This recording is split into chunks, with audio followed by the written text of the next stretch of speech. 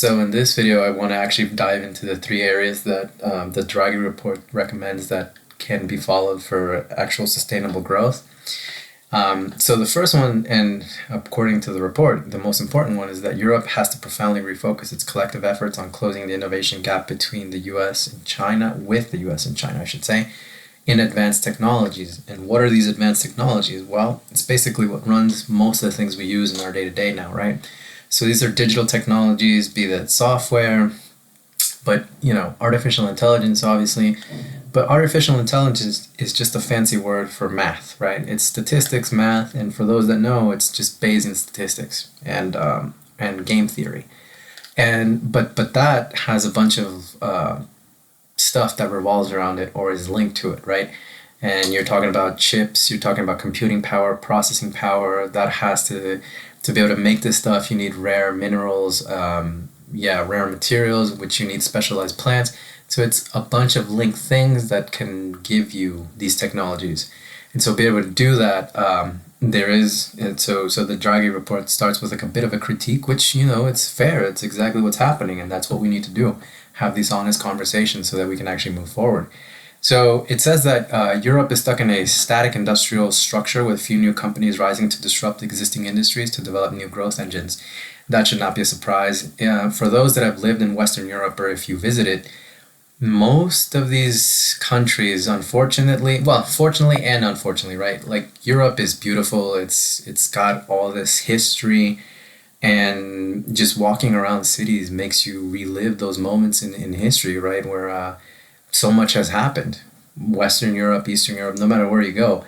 But that has become the basis on which new economic models have been developed, and most of these revolve around tourism, right?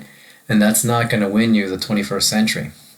So, and then that's one aspect. And then another aspect, and the report does talk about that, is just the sheer amount of bureaucracy. So those of us that have lived in Western Europe, to be able to do anything in Europe, it's just the amount of paperwork and steps and the amount of people you have to talk to just get the most simple and basic things accomplished is mind-boggling. So that also is not conducive towards new technology development, right? So the report talks about how mostly mature technologies are being worked on, and of course, think of for example, cars, right? That would be like the most technological aspect. But to be fair, and in defense, and something the report doesn't talk about, is the fact that the Europeans have Airbus, and that develops fantastic machines, right? And unfortunately, it's a reality. We see the comparison between Airbus and Boeing, right? We all know, and maybe in a future video we'll get into it, but Boeing developed a new aircraft model, and to cut corners and save some money, is my understanding anyway, they went a different route in the manufacturing process. And so that's not, and we all know what happened there, if you know, right? Just kind of look it up and you'll see what I'm talking about. So, the report doesn't talk about that, but, just to be fair and balanced in the conversation, because this is not a knock. Remember, the whole point of the channel is to have these conducive conversations that are going to open up ideas and we can discuss so we can collectively move forward, because we're all vested into this, right? So anyway, so back to the report.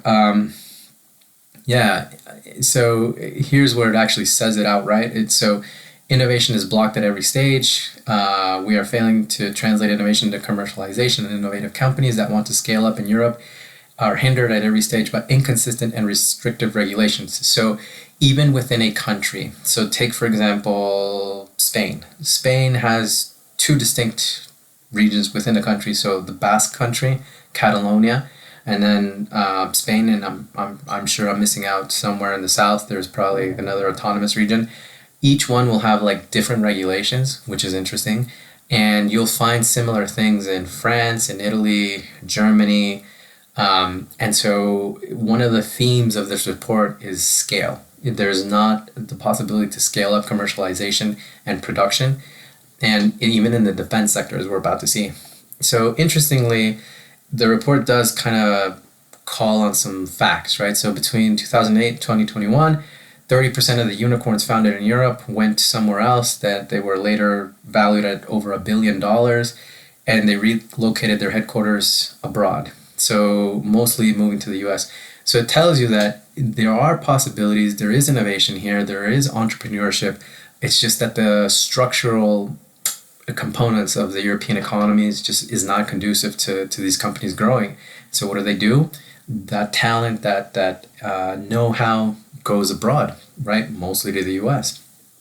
And so Europeans, according to Mario Draghi in his report, are stuck in middle technologies and industries, right? So they should, the recommendation is that Europe should aim to match the US in terms of innovation, but it should aim to exceed it because of the opportunities of education and adult learning. So that's another thing that it's true that I think is not being paid, or not much attention has gone into that. So it's one thing to develop a very innovative technology and you're leading the world in a certain technology, but what is that really? Is it useful if your people, or if you're displacing labor force, or your population can't use that technology, right?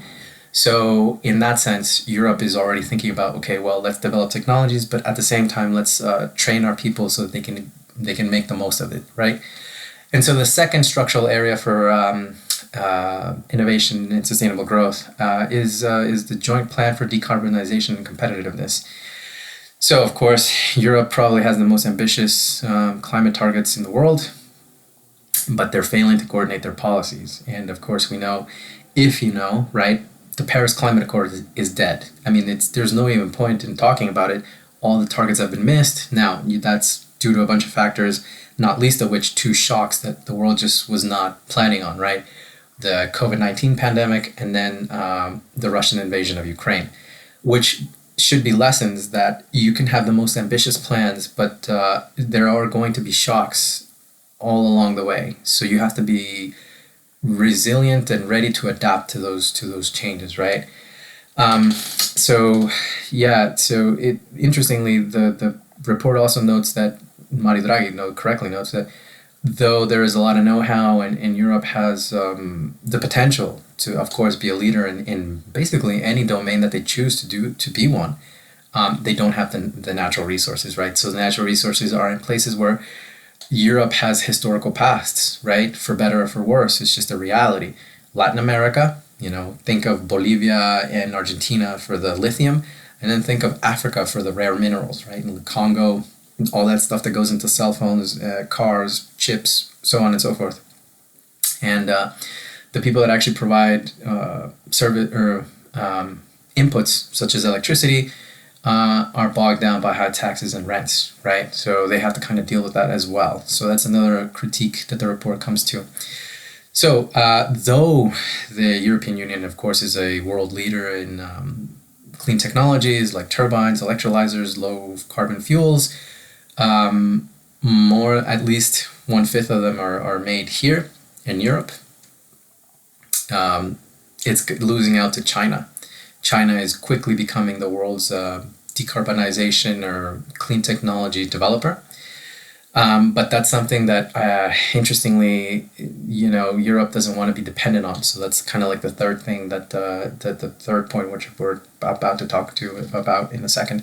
So you can't just depend on other countries. And we see that now with the tariffs, right? What's going on right now for your key technologies, even if they are for decarbonization. So even though it's important for the planet to decarbonize its economy, these countries are also thinking about in terms of geopolitical and economic terms, right? It's unfortunately, even though you want to do the right thing and be sustainable, you can't be dependent on other countries to do so. And that's, humans are humans, and it is what it is, right? Future generations, I wonder how they're going to think about these things when they look back and the consequences of climate change, right?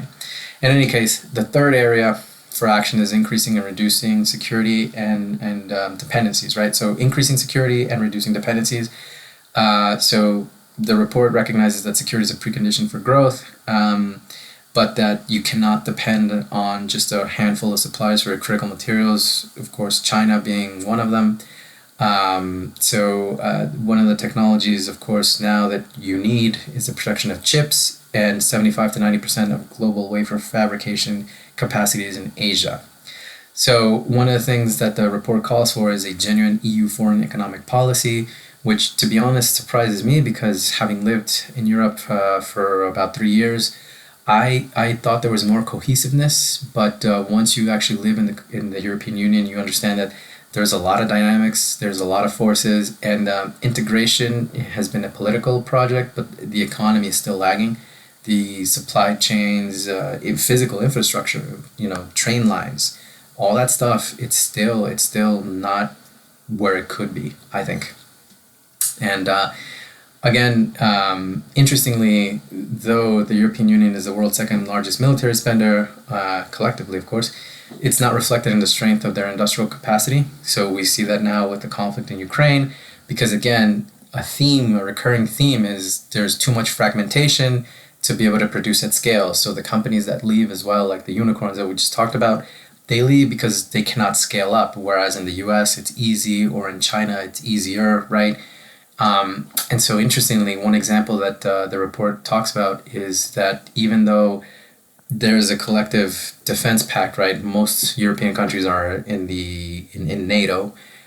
There's still 12 different types of battle tanks operated in Europe, which I found quite honestly surprising because I would have thought there was interoperability between these countries, but apparently not. Whereas in the US, they only produce one, right? So it's, yeah, so I guess if I had to add something to what we just talked about, it would be reduce the red tape, so the bureaucracy. You can't have like an unlimited number of steps to be able to do the most basic and simple of things.